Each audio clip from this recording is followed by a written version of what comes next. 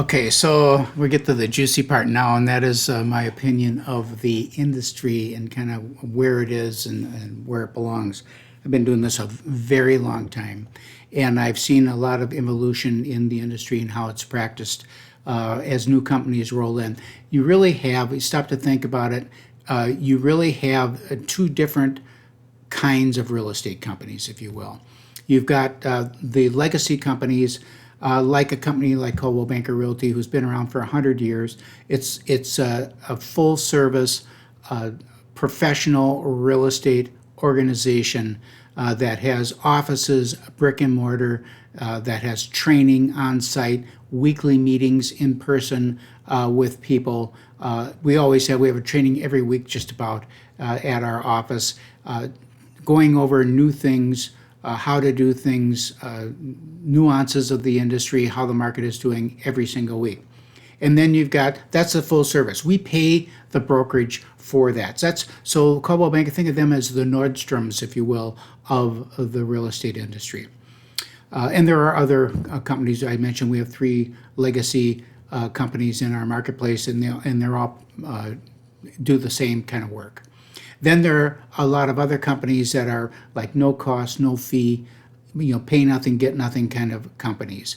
And those, they offer no services, they have no offices, they have nothing. So if you're a very experienced real estate agent with your own systems in place and your own way of methodology, way you do things, okay, super duper, then you'll probably do well in that. If you're a new agent and you get into that environment, you're a disaster waiting to happen.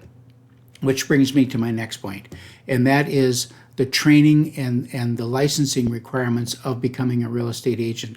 It's almost laughable. It's easier to walk up to get a real estate license than it is to walk up to the mailbox and pull the mail out of the mailbox. It's so simple to get a real estate license. And it costs very little to get in. You're a self-employed person to get into it. It costs nothing. And then you've got companies that have virtually no oversight.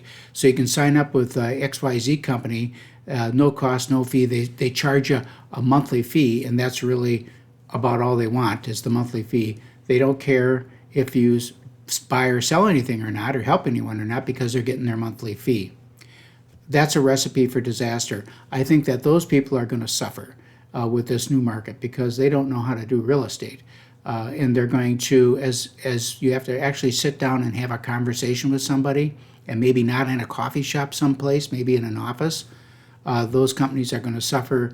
And they measure their success by not how much real estate they sell or by how many people they help, but by how many agents they have, because that's what they care about, because they want to get the monthly fee. That's enough of that talk. I guess you can tell how I feel about that.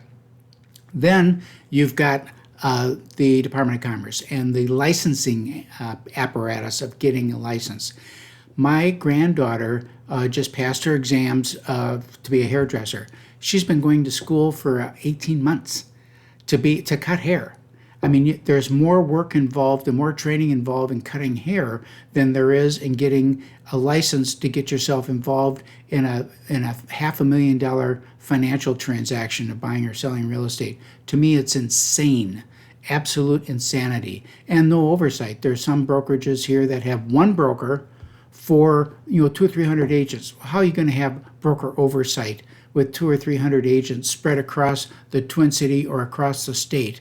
It seems like it's just a breach of fiduciary responsibility on behalf of the brokerage and on behalf of the state regulatory apparatus. So that's the state of the economy that we have in the real estate. The real estate market in Minnesota is thriving.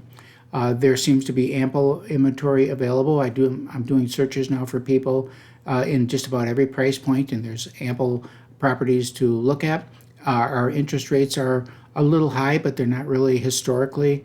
They're pretty in line with historical averages. We came out of a period of extremely abnormally low interest rates, so it seems like they're really high, but they really aren't. So it's a good real estate market.